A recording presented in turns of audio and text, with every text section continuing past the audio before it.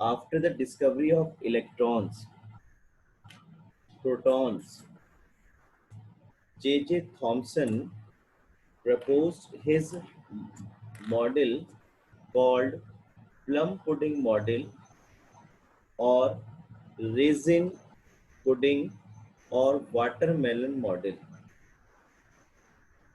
in 1898। अब तक यानी कि 1898 तक न्यूट्रॉन्स की डिस्कवरी नहीं हुई थी। तो जे थॉमसन ने ये बताया कि जो एक एटम है, it is a spherical shaped sphere, जैसा आपको दिख रहा है, and this sphere is positively charged. This is a positively charge sphere and negatively charge electrons remains embedded in it।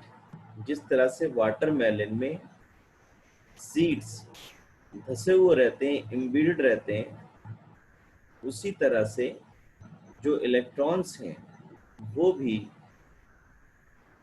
इस पॉजिटिवली चार्ज स्फीयर के अंदर embedded रहेंगे। और इन्होंने ये भी बताया कि जो पॉजिटिव चार्ज है total on the sphere, that is equal in magnitude of all the negative charge present due to electrons। यानी कि इन्होंने बताया that atom is electrically neutral। ये बहुत बड़ी उपलब्धि थी इनकी, ये बात ये एक्सप्लेन कर पाए कि एटम न्यूट्रल कैसे होगा। इन्होंने बताया this atom is a spherically charged sphere in which negatively charged electrons are embedded, and the total positive charge present on the sphere will be equal to the total negative charge present due to electrons। So Thomson was able to explain about the electrical neutrality of an atom। But इनके एक student थे Rutherford, J Thomson के student थे Rutherford. उन्होंने एक experiment conduct किया जो आपके सामने स्क्रीन पर दिख रहा है इस समय। इस एक्सपेरिमेंट में रदरफोर्ड ने, यह आपने क्लास 9 में बहुत डिटेल में पढ़ा हुआ है, and this experiment is popularly called alpha scattering experiment और अल्फा पार्टिकल स्कैटरिंग एक्सपेरिमेंट। इस एक्सपेरिमेंट को कंडक्ट करते समय उन्होंने एक सोर्स ले लिया अल्फा पार्टिकल का, एक रेडियो एक्टिव सब्सटेंस ले लिया जो कि अल्फा पार्टिकल्स को एमिट कर सकता है। अल्फा पार्टिकल्स क्या होते हैं पहले ये समझ लेते हैं। अगर हम हीलियम के बारे में बात करें तो हीलियम का एटॉमिक नंबर 2 और एटॉमिक मास 4। इसका मतलब हीलियम के अंदर जो न्यूक्लियस है उसमें दो तो प्रोटॉन्स होंगे और 2 इलेक्ट्रॉन्स इसकी शेल में होंगे और 2 न्यूट्रॉन्स प्रेजेंट रहेंगे। जितने इलेक्ट्रॉन्स उतने प्रोटॉन्स, और न्यूट्रॉन का नंबर कैसे निकालेंगे, a माइनस जेड, 4 माइनस 2 यानी कि 2 न्यूट्रॉन्स हो। तो जब ये alpha particle, alpha atom, sorry जब ये हीलियम एटम हमारे सामने, व्हेन इट लूजेस 2 इलेक्ट्रॉन्स, जब इसने 2 इलेक्ट्रॉन लूज कर दी जो उसकी शेल में, तो क्या बचा, केवल न्यूक्लियस ऑफ हीलियम बचा, जिस पर 2 पॉजिटिव चार्ज होंगे। जब 2 इलेक्ट्रॉन निकलेंगे तो क्या होगा, बचेगा आपका 2 पॉजिटिव चार्ज। यानी कि जो हीलियम का जो न्यूक्लियस है वो कहलाएगा अल्फा पार्टिकल। ये अल्फा पार्टिकल है, ये हीलियम का जो न्यूक्लियस है जिस पर 2 पॉजिटिव चार्ज है वो कहलाएगा आपका अल्फा पार्टिकल। तो आपको ये समझाने की कोशिश की कि अल्फा पार्टिकल कैसे बनेंगे। जब हीलियम का एक एटम 2 इलेक्ट्रॉन को लूज कर देगा तब हमारे पास अल्फा पार्टिकल्स बनेंगे। और ये अल्फा पार्टिकल बहुत से ऐसे रेडियो एक्टिव सब्सटेंस हैं जो लगातार अल्फा पार्टिकल्स को एमिट करते रहते हैं। रेडियो एक्टिव सब्सटेंस वो होते हैं जो स्पॉन्टेनियसली अपने आप से ही कुछ ना कुछ पार्टिकल्स एमिट करते रहते हैं और अपना मास चेंज करते रहते हैं। तो अल्फा पार्टिकल स्कैटरिंग एक्सपेरिमेंट में रदरफोर्ड ने एक ऐसा रेडियो एक्टिव सब्सटेंस ले लिया इस वेसल के अंदर जिस जो कि लगातार अल्फा पार्टिकल्स को एमिट कर रहा है। तो अल्फा पार्टिकल आप देख सकते हैं पॉजिटिवली चार्ज है। ये न्यूक्लियस है हीलियम का जिसके अंदर 2 प्रोटॉन पॉजिटिव चार्ज है, 2 न्यूट्रॉन से न्यूट्रल और 2 इलेक्ट्रॉन लूज करने की वजह से यहाँ पर 2 पॉजिटिव चार्ज आ गया। तो यहाँ पे आपको ये समझना है कि अल्फा पार्टिकल कैसे होते हैं, पॉजिटिवली चार्ज होते हैं और ये हीलियम का न्यूक्लियस है। एक लेड की प्लेट लगा करके इन अल्फा पार्टिकल्स की बम्बार्डमेंट कराई थिन गोल्ड फॉइल के ऊपर। एक बहुत ही थिन गोल्ड फॉइल ले ली जो आपके सामने दिख रही है स्क्रीन पर, और इस स्क्रीन इस तरह से एक फोटोग्राफिक प्लेट इस थिन गोल्ड फॉइल के चारों तरफ लगा दी। फोटोग्राफिक प्लेट या तो जिंक सल्फाइड से कोटेड हो सकती है या कैडमियम सल्फाइड से कोटेड हो सकती है या किसी भी ऐसे मटेरियल से कोट हो सकती है जिस पर अगर चार्ज पार्टिकल स्ट्राइक करेंगे तो वहाँ चमक प्रोड्यूस होगी, ल्यूमिनेसेंस प्रोड्यूस होगी। तो देखिए जब ये अल्फा पार्टिकल्स इन्होंने बम्बार्ड किए थिन गोल्ड फॉइल पर तो उन्होंने देखा ये जो शीट है पूरी, ये जो थिन गोल्ड फॉइल आप ये जो आपने फोटोग्राफिक प्लेट ली है पूरी, ये पूरी की पूरी फोटोग्राफिक प्लेट पर चमक प्रोड्यूस हो गई, फ्लोरिसेंस प्रोड्यूस हो गया।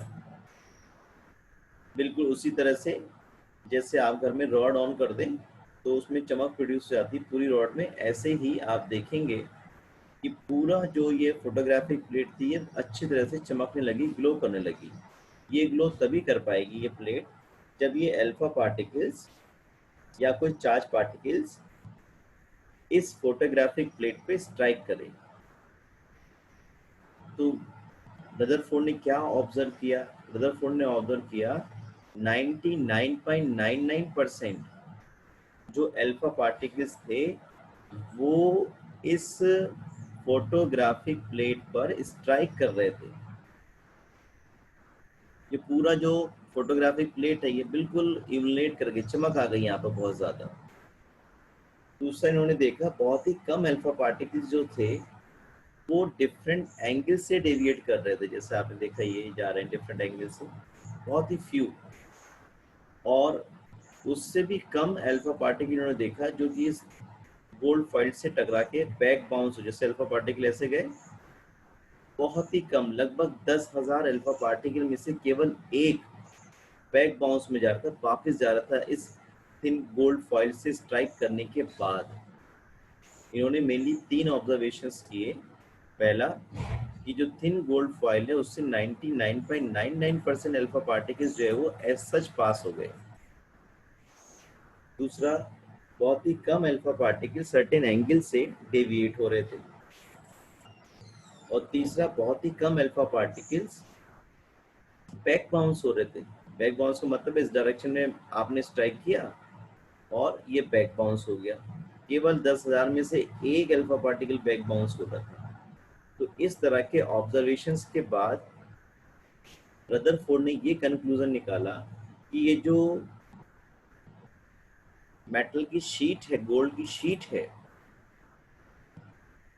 उसमें से मैक्सिमम अल्फा पार्टिकल इसलिए एमिट कर रहे हैं क्योंकि इस मेटल के अंदर जो एटम्स हैं वो वेकेंट होते हैं, एम्प्टी होते हैं, उनमें एम्प्टी स्पेस बहुत ज़्यादा होता है। बिल्कुल उसी तरह से जैसे कि एक फुटबॉल के ग्राउंड में सेंटर में आप फुटबॉल रख दो, इस तरह का इन्होंने कुछ एज्यूम किया कि इतना बड़ा ग्राउंड और छोटी सी फुटबॉल सेंटर में।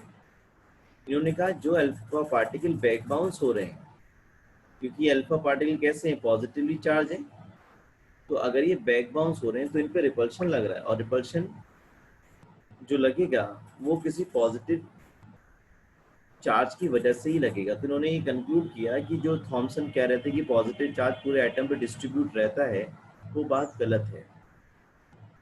पॉजिटिव चार्ज पूरे एटम पे डिस्ट्रीब्यूट अगर होता तो सभी जगह से बम्बार्डमेंट, मतलब बैक बाउंसिंग होती। जो अल्फा पार्टिकल्स में बैक बाउंस करते हैं, ऐसा नहीं हो रहा था। वो कह रहा था लगभग लगभग सभी अल्फा पार्टिकल एज सच उसमें से पास हो जा रहे थे। और उन्होंने कंक्लूड किया कि जो एटम का स्पेस है, एटम के अंदर जो स्पेस है वो 99.99% कैसा है, एम्प्टी है। और जो पॉजिटिव चार्ज है वो पूरे एटम पे डिस्ट्रीब्यूट ना होकर के जो स्फीयर है, एटम का जो स्फेरिकल शेप माना है हमने, उसके सेंटर में है। और इन्होंने कहा जिस पार्ट से ये अल्फा पार्टिकल्स बैक बाउंस हो रहे हैं वो पॉजिटिव चार्ज है, और उसको इन्होंने नाम दिया न्यूक्लियस। यानी कि अगर आपसे कोई पूछता है कि who gave the term nucleus, तो रदरफोर्ड ने अपने एक्सपेरिमेंट में न्यूक्लियस टर्म का जिक्र किया। और इन्होंने बताया कि जो पॉजिटिव चार्ज है जिसे थॉमसन कह रहे थे पूरे एटम पे डिस्ट्रीब्यूटेड है, वो गलत है। जो पॉजिटिव चार्ज है वो केवल और केवल कहाँ प्रेजेंट है, एटम के सेंटर में। और इस पोर्शन को उन्होंने न्यूक्लियस नाम दिया। और इन्होंने ये भी कहा कि जो एटम है उसका 99.9% जो पोर्शन है वो कैसा है, एम्प्टी है।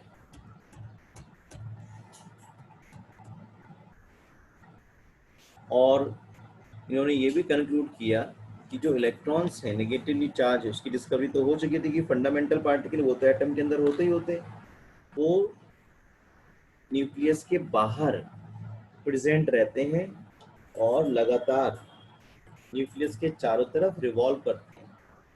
देखिए क्या कंक्लूजन किया इन्होंने, कंक्लूजन ये किया रदरफोर्ड ने, that most of the space in the atom is empty as most of the alpha particle pass through the foil undeflected.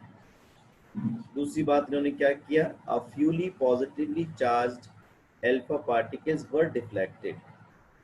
The deflections must be due to the enormous repulsive forces, showing that positive charge of the atom is not spread throughout the atom as Thomson has presumed. The positive charge has to be concentrated in a very small volume that repelled and deflected the positively charged alpha particles. Calculations by Rutherford showed that the volume occupied by the nucleus is negligibly small as compared to the total volume of the atom. यानी कि atom के volume के comparatively जो nucleus है उसका volume negligible है। The radius of the atom is found to be about 10 raised to the power minus 10 meter, while that of nucleus is 10 raised to the power minus 15 meter। यह आपको मैंने बताया था 1 Fermi होती है न्यूक्लियस की radius. तो आपसे क्वेश्चन पूछ सकते हैं who gave the data about the radius of atom first time. तो ये थॉमसन, सॉरी, ये रदरफोर्ड ने बताया था। थॉमसन के स्टूडेंट थे रदरफोर्ड। तो उन्होंने अपने जो टीचर थे उनकी बात को गलत साबित कर दिया कि जो वो कह रहे थे कि पॉजिटिव चार्ज पूरे एटम पर डिस्ट्रीब्यूटेड है, ऐसा नहीं होता है। एटम पर में जो पॉजिटिव चार्ज है that is centralised in a very small portion which is called nucleus. और जो न्यूक्लियस का वॉल्यूम है, जैसे अभी आपने पढ़ा, वो एटम के टोटल वॉल्यूम के कंपेरेटिवली नेग्लिजिबल होता है। लेकिन रदरफोर्ड ने एक गलती कर दी। वो गलती क्या की, जब इन्होंने अपना एटॉमिक मॉडल प्रपोज किया तो उन्होंने ये बताया कि एटम के अंदर जो न्यूक्लियस है वो तो पॉजिटिव चार्ज है, उसमें तो प्रेजेंट है प्रोटॉन्स। ये बता दिया इन्होंने, प्रोटॉन की डिस्कवरी हो चुकी थी। और जो नेगेटिवली चार्ज इलेक्ट्रॉन्स हैं वो लगातार इस न्यूक्लियस के चारों तरफ रिवॉल्व करते हैं ऐसे करके। और इन्होंने ये बताया कि जब ये इलेक्ट्रॉन्स रिवॉल्व करते हैं तो अपनी एनर्जी को लूज करेंगे। ऐसी बात है, कोई भी ऑब्जेक्ट वर्क करेगा तो उसकी एनर्जी क्या होगी, लूज होगी। और लूज करके करते करते इतनी कम कर देते हैं कि इनकी एनर्जी जो है वो खत्म हो जाती है और अल्टीमेटली ये न्यूक्लियस में जाकर के गिर जाते हैं। रदरफोर्ड का कहना ये था कि जो एटम का स्ट्रक्चर है, मॉडल है, वो इस तरह का रहेगा। सेंटर में तो न्यूक्लियस हो गया जिसमें पॉजिटिव चार्ज प्रोटॉन्स थे, और इस पॉजिटिव चार्ज प्रोटॉन यानी कि न्यूक्लियस के चारों तरफ नेगेटिवली चार्ज इलेक्ट्रॉन जो है वो लगातार रिवॉल्व करते हैं, और जब रिवॉल्व करेंगे तो वो लगातार अपनी जो एनर्जी है वो लूज करते रहते हैं, और एनर्जी लूज करते करते अल्टीमेटली वो न्यूक्लियस में जाके गिर जाते हैं। तो ये जो बात इन्होंने कही ये उस समय लोगों को डाइजेस्ट नहीं हुई, क्योंकि ये एटम की इनस्टेबिलिटी को बता रहा है, जबकि एटम कैसा है, हाईली स्टेबल है। और रदरफोर्ड के एटॉमिक मॉडल के अकॉर्डिंग एटम कैसा है, हाईली अनस्टेबल है। जो इलेक्ट्रॉन न्यूक्लियस के चारों तरफ रिवॉल्व कर रहे हैं वो लगातार अपनी एनर्जी को लूज करेंगे, और जब उनकी एनर्जी जीरो हो जाएगी तो वो अल्टीमेटली न्यूक्लियस में फॉल कर जाएंगे। तो ये बात ठीक नहीं थी, और यही ड्रॉबैक जो है वो रदरफोर्ड एटॉमिक मॉडल का था। ये दोनों मॉडल भी हमारे सिलेबस के पार्ट नहीं है। हमारे सिलेबस कहाँ से स्टार्ट होता है, बोहर्स एटॉमिक मॉडल से स्टार्ट होगा। ठीक है, तो बोहर्स एटॉमिक मॉडल ऐसे स्टार्ट नहीं हो जाएगा। बोहर्स एटॉमिक मॉडल स्टार्ट होने के लिए हमें वो बातें सीखनी होंगी जो कि बोहर्स एटॉमिक मॉडल के डिस्कवरी के लिए रेस्पॉन्सिबल हैं।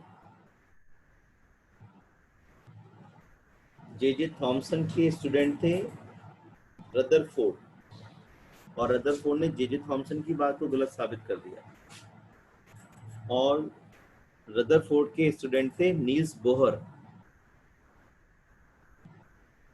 और नील्स बोहर ने रदरफोर्ड की बात को गलत साबित कर दिया कि जो रदरफोर्ड कह रहे थे कि इलेक्ट्रॉन्स कॉन्टिन्यूसली न्यूक्लियस के चारों तरफ रिवॉल्व करेंगे, लगातार अपनी एनर्जी को लूज करेंगे and ultimately fall into the nucleus, ये बात नील्स बोहर ने डिस्कार्ड कर दी, इसको गलत बताया। और इन्होंने ये बताया नील्स बोहर ने, जैसा कि क्लास 9 में आपने पढ़ा हुआ है, that around the nucleus there are constant shells, constant energy levels, which he called orbit और shell। अब ये ऑर्बिट और शेल के बारे में नील्स बोर को कैसे पता चला, नील्स बोर ये कैसे कंक्लूड कर पाए कि जो इलेक्ट्रॉन्स हैं वो कॉन्टिन्यूसली रिवॉल्व नहीं, कंटिन्यूसली रिवॉल्व तो करते हैं अराउंड द न्यूक्लियस, लेकिन रिवॉल्व करते समय अपनी एनर्जी को ना तो लूज करते हैं ना ही गेन करते हैं। और around the nucleus there are constant energy levels called shell और ऑर्बिट। तो ये बात नील्स बोर को कैसे पता चली, वो डेवलपमेंट यानी कि रदरफोर्ड से लेकर के और नील्स बोर के जो एटॉमिक मॉडल का डेवलपमेंट है वो इन दो फेजेस से होके जाता है।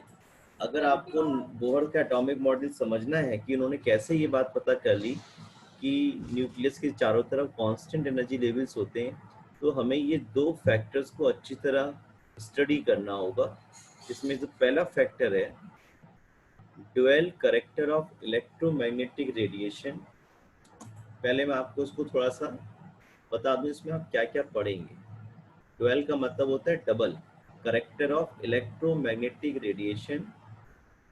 इलेक्ट्रोमैग्नेटिक रेडिएशंस क्या होते हैं, जब भी कोई चार्ज पार्टिकल मूव करता है तो वो अपने साथ इलेक्ट्रिक फील्ड और मैग्नेटिक फील्ड कैरी करता है।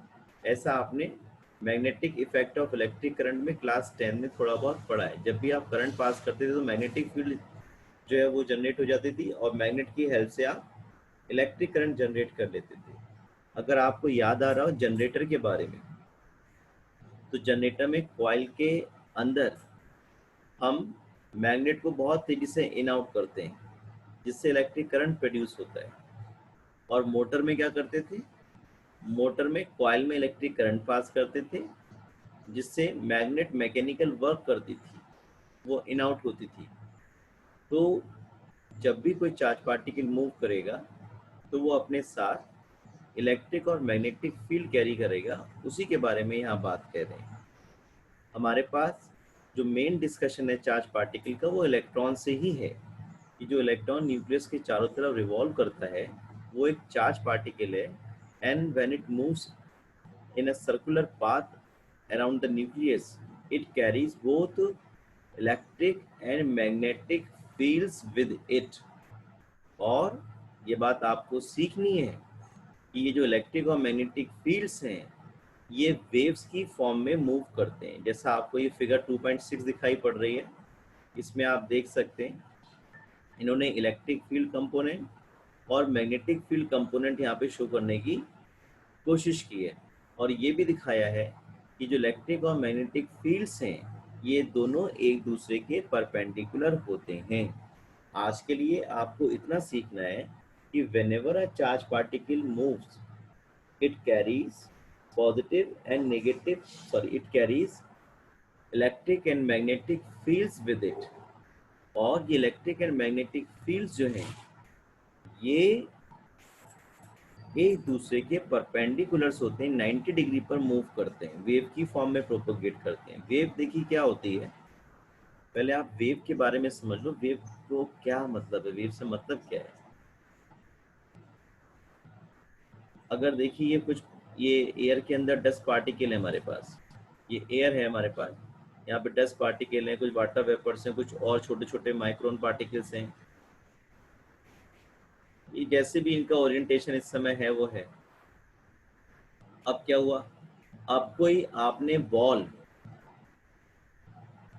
जो है या कोई छोटा सा स्टोन जो है वो इधर को थ्रो किया और वो इससे पास हो गया, तो जो इस पार्टिकल के अंदर एनर्जी थी, काइनेटिक एनर्जी थी, वो जब यहाँ से ये मूव किया तो ये आसपास के जो डस्ट पार्टिकल्स हैं इनको मिल गई जो काइनेटिक एनर्जी बॉल के पास थी जिससे मूव कर रही थी। और जब ये बॉल इन पार्टिकल्स से टकराएगी, इनके बीच में से चीरती हुई जाएगी, तो वो एनर्जी जो थी वो किससे मिल गई, इन पार्टिकल्स को मिल गई। और ये पार्टिकल्स कैसे मूव करेंगे, इस तरह से। ये जो डिस्टरबेंस क्रिएट हुआ है किसी मूविंग ऑब्जेक्ट की वजह से एयर के अंदर, इसको हम एयर मान ले रहे हैं, तो वो जो एनर्जी इन पार्टिकल्स को मिली, ये पार्टिकल इस तरह से प्रोपेगेट करेंगे और ये कहलाता है आपका वेव करेक्टर। जैसा आपने सुना भी होगा, अगर किसी तालाब में आप हैं जहाँ का पानी रुका हुआ सा है, उसमें अगर आप एक स्टोन कंकड़ को यहाँ पे फेंक देंगे तो आप देखेंगे यहाँ पे वाइब्रेशन बनना शुरू हो जाएंगे, वेव्स बनना शुरू हो जाएंगी यहाँ पर। तो जो वाटर के पार्टिकल्स की एनर्जी पहले स्टेशनरी थी, कोई एनर्जी नहीं थी, ये जब स्टोन इसमें फेंका गया तो जो स्टोन की काइनेटिक एनर्जी थी जिससे वो इस पॉन्ड के अंदर एंटर कर रहा है, वो एनर्जी जो आसपास के वाटर मॉलिक्यूल्स है जिनके कांटेक्ट में ये आ रहा है उनको मिल जाएगी, और वो पार्टिकल्स जो है थोड़ा सा मूव करने लगेंगे, और इसी को हम वेव बोलते हैं। वेव कुछ नहीं है, वेव है डिस्टरबेंस ऑफ पार्टिकल्स।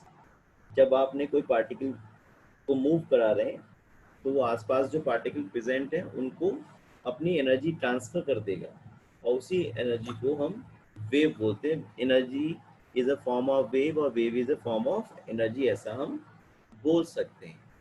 तो ये dual character of electromagnetic radiations, which means that radiations possesses both wave-like and particle-like properties।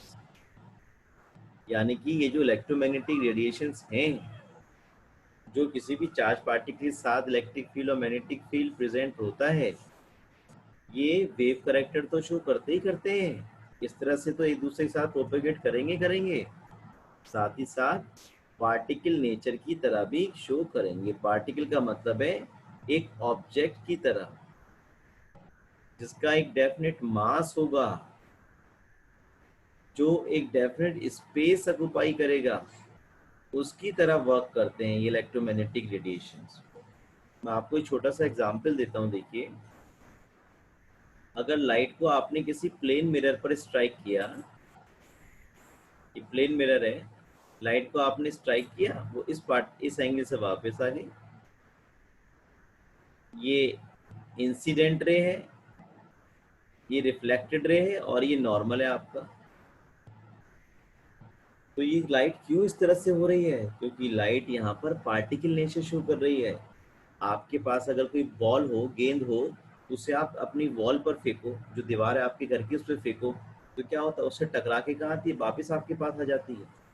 उसी तरह से लाइट का नेचर यहाँ दिख रहा है। लाइट आपने स्ट्राइक की, इस प्लेन सरफेस से स्ट्राइक किया, और डिफरेंट एंगल से डेविएट होकर के फिर से वो वापस चलेगी। तो ये क्या है? ये लाइट का पार्टिकल नेचर तो है, जिसमें रिफ्लेक्शन हो रहा है, या आपने बॉल की तरह लाइट को स्ट्राइक कराया प्लेन मिरर पर, और वहां से वो स्ट्राइक करके वापस आ गई। तो ये क्या बता रहा है? इसका पार्टिकल नेचर ऑफ लाइट बता रहा है। ठीक है, तो ये बात हमें सीखनी है, dual character of electromagnetic radiation, which means that radiations possesses both wave and particle property। दूसरा हम पढ़ेंगे experimental results regarding atomic spectra. ये क्या चीज़ है उसके बारे में डिटेल में डिस्कस करेंगे हम, लेकिन मैं आपको इसका आउटकम बताता हूँ। इसे पढ़ने के बाद बोहर को ये पता चल गया कि न्यूक्लियस के चारों तरफ कांस्टेंट एनर्जी लेवल्स होते हैं, जिनको इन्होंने शेल्स या ऑर्बिट बोला। तो ये बात एटॉमिक स्पेक्ट्रा से पता चली। ये पता कैसे चली, मैं आपको थोड़ा सा हिंट देता हूँ। देखिए, मान लीजिए ये आपका ग्राउंड फ्लोर है, और आपको एक बॉल की तरह उठा के फेंक दिया गया इस ग्राउंड फ्लोर से ऊपर की तरफ, यहाँ पे आके जिस एनर्जी से फेंका गया, वो एनर्जी जब यहाँ पे आके जीरो हो गई, तो फिर आप कैसे वापस आए पता है? आप ऐसे वापस आए, आपने जीना पकड़ लिया, आपने स्टेयर्स यूज कर ली, आप इस तरह से आए, ऐसे ही इलेक्ट्रॉन आया। तो ये जो स्टेयर्स से वापस आना, ये बता रहा है कि न्यूक्लियस के चारों तरफ डेफिनेट एनर्जी लेवल्स हैं। फिलहाल टाइम ओवर हो रहा है, इसके बारे में मैं कल फिर फर्दर डिस्कशन करूंगा। और ये बहुत ही इंपॉर्टेंट पार्ट है इस चैप्टर का।